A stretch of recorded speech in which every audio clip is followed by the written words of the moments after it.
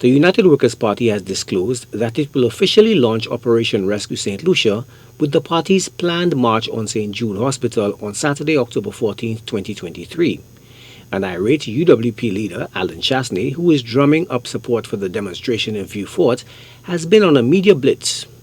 During a press conference on Thursday, the ex-Prime Minister painted a hopeless picture. Even civil servants drew his ire for perceived inaction as he urged ordinary Saint Lucians to get riled up at the incumbent SLP for their tenure in office thus far. And when a government is acting so egregiously and so irresponsibly and so recklessly, and more people every day can see for themselves that this country is heading in the wrong direction, that the same civil servants who are supposed to be protecting the people of St. Lucia either themselves are corrupt or are so fearful of the politicians that they're not willing to stand up and protect the people of St. Lucia. It is time for us as citizens to stand up and show our dissatisfaction. No violence. Simply to come out on Saturday and show that this government, that you are involved and you are engaged and you recognize your rights. And we are doing this in the South because there is no part of this country that is being more oppressed than the people in the South. What is taking place at St. Jude's is a travesty. Successive governments, including the previous UWP administration Chastanet helmed, failed to deliver St. Jude from the ashes of the Great Fire of 2009.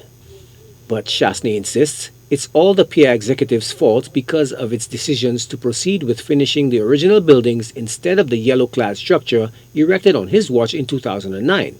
He could not contain his anger. Who do you think you're fooling? All the information is coming out for all of us to see. This idea that you could have moved into the old building with $20 million and some chemical.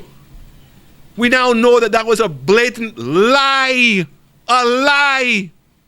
The opposition leader does not believe a $200 million loan from the Saudis to complete the project should be spent on the structures he halted in 2016.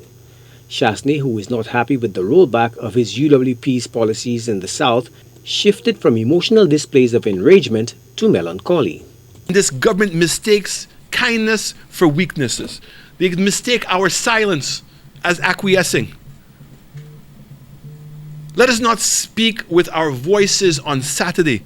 Let us speak with our attendance, showing up. And that's why I'm so proud of the United Workers' Party and the members of the United Workers' Party. They have put energy into this. They've brought the issues to light. They've clarified and debunked so many of the nonsensical arguments that the Labour Party has made and fooled the people of St. Lucia, and conveyed to them a plan the United Workers' Party had of building a new St. Lucia. It doesn't matter what political party you are. Every government is accountable ultimately to the people of St. Lucia, and we do not have to wait 5 years. Chastanet also took a swipe at a well-known political foil of the opposition who has been disparaged recently by UWP platform speakers with canine pejoratives, vowing a sustained pressure campaign against the PR government.